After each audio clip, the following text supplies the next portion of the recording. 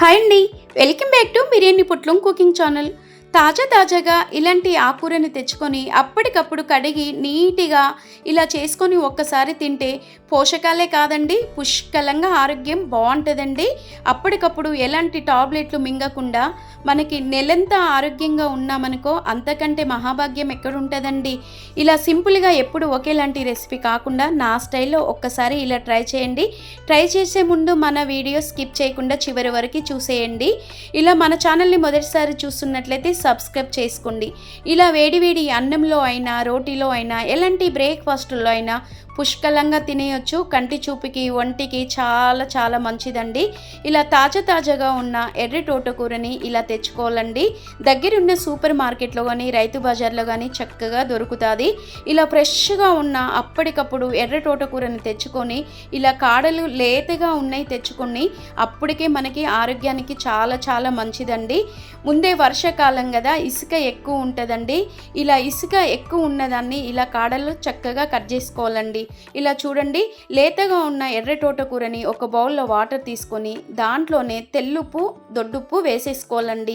ఇలా దొడ్డుప్పు వేసేసుకొని ఎర్ర తోటకూరని 1 నుండి 2-3 సార్లు శుభ్రంగా కడిగి మనం చూడండి ఇలా బాగా జిల్లగొట్టాలండి. ఇలా గిల్లగొట్టడం మూలంగా ఎర్ర తోటకూరలో ఇసుక ఉన్నా ఏమైనా డస్ట్ ఉన్నా చక్కగా ఇలా రాలిపోతూ ఉంటుంది.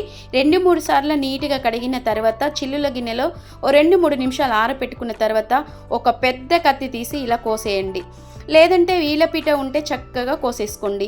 ఇలా చక్కగా ఈ విధంగా మనకి ఎర్ర తోటకూరని కట్ చేసి పెట్టుకున్నానండి. ఇలా చూడండి, ఈ విధంగా మనం కట్ చేసి పెట్టుకుంటే సరిపోతుంది. అలాగే ఎర్ర తోటకూరకి సరిపడా 10 నుండి 15 వరకు గ్రీన్ చిల్లీ తీసుకోండి. ఇలా లేతగా ఉన్న గ్రీన్గా ఉన్న గ్రీన్ చిల్లీ తీసుకొని చక్కగా తొడమలు తీసి అడ్డంలో చుంచి పెట్టేసుకోండి. ఓపిక ఉంటే చాకుతో కట్ చేసేసుకోండి, అది మీ ఇష్టం అండి. ఇలా చూడండి, గ్రీన్ చిల్లీ కూడా చక్కగా ఈ విధంగా అడ్డంలో చుంచి ఇది కాస్త పక్కకు పెట్టేసుకున్నాను. స్టవ్ వెలిగించుకొని చిన్న కడాయి పెట్టేసుకొని దాంట్లో చిన్న గ్లాస్తో అండి, చిన్న టీ గ్లాస్ ఉంటుంది కదా, దాంతో పెసరపప్పు వేసుకోండి కొలత చొప్పున. అంటే 2 నుండి 3 స్పూన్ల వరకు పెసరపప్పు అన్నట్టండి, మీ కొలతకు నేను చెప్తున్నాను. ఇలా మనకి పెసరపప్పులో ఈ సముద్రపు దొడ్డుప్పు వేసుకోండి. ఈ దొడ్డుప్పు వేయడం మూలంగా చాలా చాలా టేస్టీగా ఉంటుంది, నోటికి కమ్మగా ఉంటుంది. 100% చెప్తున్నాను, తప్పనిసరిగా ట్రై చేయండి. టేస్ట్ ఎలా ఉందో కామెంట్ చేయండి. ఇలా దొడ్డుప్పు వేసి పెసరపప్పును వేపుకోవడం మూలంగా టేస్ట్ 10 రెట్లు కాదండి, 100 రెట్లు పెరుగుతుంది. అదే వేడిగా ఉన్న కడాయిలో చిన్న స్పూన్తో మనం ఆయిల్ వేసుకొని గరిటెతో ఇలా ఓసారి తిప్పేసుకొని చుంచి పెట్టిన గ్రీన్ చిల్లీని ఇలా వేసేసుకోండి. ఇలా గ్రీన్ చిల్లీని చిన్న మంట పైన చక్కగా వేపేసుకోవాలండి. మనం ఎక్కువ ఆయిల్ కూడా వేయలే కదా, టేస్ట్ అనేది ఇలాగే ఉంటుందండి, చాలా చాలా బాగుంటుంది. ఇది పెసరపప్పు ఎర్ర తోటకూరలకు యాడ్ చేస్తున్నాం చూడు, ఆ రుచే వేరబ్బా. ఆ చిటిక మాత్రం మర్చిపోకుండా మిస్ అవ్వకుండా మీరు ట్రై చేయండి, చాలా బాగుంటుంది. ఇది కాస్త గ్రీన్ చిల్లీ చక్కగా ఫ్రై అయిపోయాక 10 నుండి 11 వరకు వెల్లుల్లి రిబ్బలు పొట్టు తీయకుండా వేసుకోండి. అప్పుడు టేస్ట్ అనేది మరింత పెరుగుతుంది, బాగా టేస్ట్ వచ్చేస్తుంది. అలాగే మనము చింతపండు రిక్కలు యాడ్ చేయాలండి. ఎలాంటి టమాటా వేయకుండా ఓన్లీ చింతపండు రిక్కతోనే ఈ రెసిపీ అనేది ప్రిపేర్ చేసుకోండి. ప్రిపేర్ చేయడం మూలంగా 1 మంత్ 1.5 మంత్ ఈజీగా నిలువ ఉంటుందండి.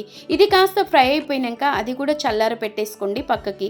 అదే వేడైన కడాయిలో ఈ స్పూన్ ఉంది కదండి, ఆ చిన్న స్పూన్తోనే ఆయిల్ వేసేసుకోండి.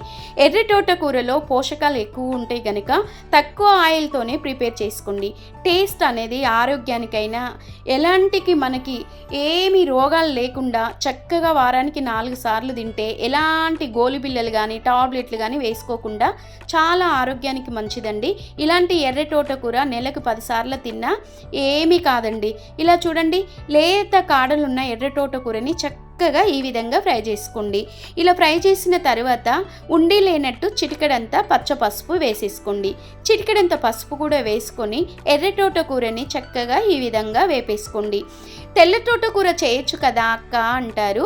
అందుబాటులో తెల్ల తోటకూర కంటే ఎర్ర తోటకూరలో చాలా పోషకాలు పుష్కలంగా అందుతాయండి. మనకి ఆరోగ్యం కూడా బలపడుతుంది మనకి. చూడండి, అలాగే 1/2 స్పూన్ జీలకర్ర దీంట్లోనే వేసేసుకొని చక్కగా ఫ్రై చేసేసుకోండి. ఇలా మంచిగా కాడలు అనేది లేత కాడలు ఫ్రై అయిపోవాలండి. సిమ్ములో పెట్టి ఈ విధంగా ఉడికించుకోవాలి ఓపికతో. అప్పుడు కానీ టేస్ట్ భలేగా ఉంటుంది. ఖాళీ జారు తీసుకొని చల్లారి పెట్టిన దొడ్డుప్పు పెసరపప్పు చక్కగా ఈ విధంగా గ్రైండర్ చేసుకోవాలి. ఇలా ఓ 2 తిప్పులు తిప్పిన తర్వాత మూత తీసేసుకోవాలి. చూసారు కదండి, మరీ మెత్తగా పొడి పొడి కాకుండా మరీ గరికులుగా కాకుండా ఇలా తిప్పేసుకున్న తర్వాత చల్లారి పెట్టిన గ్రీన్ చిల్లీ, వెల్లుల్లి రిబ్బలు, ఎర్ర తోటకూరని ఈ విధంగా వేసేసుకోండి. ఎర్ర తోటకూరలో వాటర్ కానీ ఎక్కువ వేసుకోవద్దు, అసలు వాటరే యూజ్ చేయొద్దండి. అప్పుడే టేస్ట్ ఉంటుంది, ఎక్కువ రోజులు నిలువ ఉంటుంది. పిల్లల లంచ్ బాక్స్లోకైనా, మార్నింగ్ బ్రేక్ఫాస్ట్లోకైనా, మధ్యాహ్నం డిన్నర్లోకైనా, నైట్ డిన్నర్లోకైనా, మధ్యాహ్నం లంచ్లోకైనా సూపర్ టేస్ట్. మరి ఇలా గరికులుగా చేసుకున్న తర్వాత స్టవ్ వెలిగించుకొని దాంట్లో 2 చుక్కల ఆయిల్ వేసేసుకొని, అలాగే మనకి ఎల్లుల్లి రిబ్బలు కూడా కావాల్సినన్ని వేసేసుకొని, ఒక ఎండుమిర్చి చుంచి వేసుకొని, శనగపప్పు, ఆవాలు, జీలకర్ర వేసుకున్న తర్వాత అలాగే కరివేపాకు కూడా వేసుకొని చక్కగా ఓ తిప్పుడు తిప్పిన తర్వాత చేసి పెట్టిన ఎర్ర తోటకూర పచ్చడిలో వేసేసుకోవాలి. మీరు ట్రై చేయండి, వేడి వేడి అన్నంలో చాలా బాగుంటుందండి. అలాగే లైక్ చేసి